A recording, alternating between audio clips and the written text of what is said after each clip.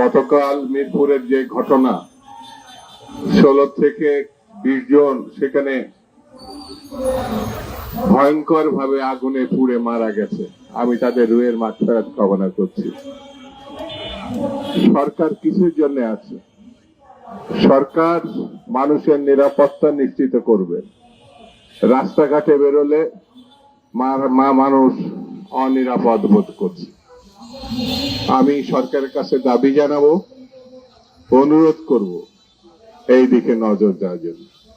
বন্ধুরা, অনির্বাচিত সরকার না, নির্বাচিত সরকারই গণতন্ত্র প্রতিষ্ঠার নেতৃত্ব দিতে পারে। যদি গণতন্ত্র প্রতিষ্ঠা না হয় তাহলে স্বৈরতন্ত্রের পতনের যে মানুষের আশান্বিত এবং মানুষকে সামনের দিকে যাওয়ার জন্য যে অনুভূতি তৈরি হয়েছিল তা কোনো না কোনো ভাবে বাধাগ্রস্ত হবে, মানুষ হতাশ হবে। সেই জন্য আজকে যারা সরকারে আছে তাদেরকে মানুষের পাশে দাঁড়াতে হবে। নির্বাচিত সরকার প্রতিষ্ঠার যেসব কাজকাম সেগুলো তৈরি করতে হবে। কোন দল বিশেষের কথায় নির্বাচন পরিচালনার জন্য ডিসি, এসপি এবং নির্বাচন সংক্রান্ত ব্যাপারে যারা থাকবে সেটি যেন না হয়। সেটি হলে দেশের গণতন্ত্র আশাহত হবে মানুষ। যেমন একজন বিরোধী দলের নেতা সরকারকে ব্ল্যাকমেলিং করতে চাইছে না কোণঠাসা করতে চাইছে আমি জানি না।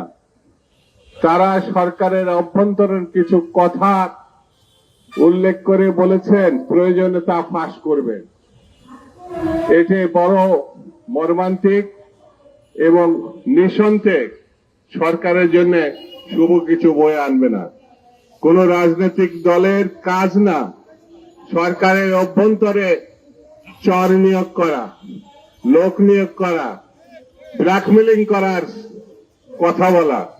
এটা শোভনীয় না।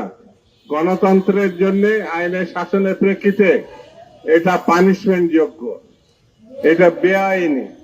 সেই জন্য আমি বলবো, সরকারকে ব্ল্যাকমেলিং করে যারা সুবিধা নেওয়ার চিন্তা করছেন সে ব্যাপারেও সরকারকে সতর্ক থাকতে হবে। আমরা জানি এই দেশে যারা গণতন্ত্রকে হত্যা করেছিল তার শিকন্ডি হচ্ছে শেখ মুজিব। 72-75-এর কথা স্মরণ করলে দেখবেন শেখ মুজিবুর রহমান সাহেব গণতন্ত্র স্বাধীনতার কথা বলে 3 বছরে বাকশাল গঠন করেছিলেন, রক্ষী বাহিনী গঠন করেছিলেন। 40 থেকে 50,000 নেতা কর্মী, বিরোধী দলের নেতার কর্মীকে হত্যা করেছে।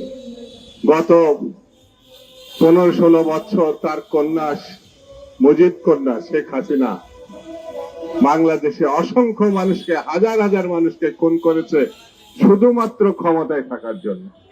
বন্ধুরা, আমরা মনে করি এই পরিবার আগাগোড়া খুনি, গণহত্যাকারী এবং লুটপাটকারী। তাদের বিচার অবশ্যই দৃশ্যমান হতে হবে।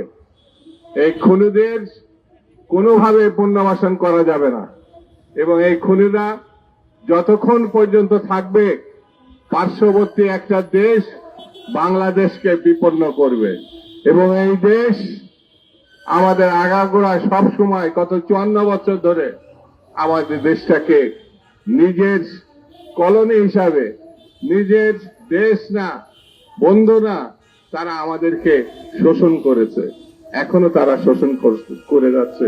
গত 3টি নির্বাচনে তারা একবারের জন্য বলে নাই এটা নির্বাচনের মতো নির্বাচন হয় নাই।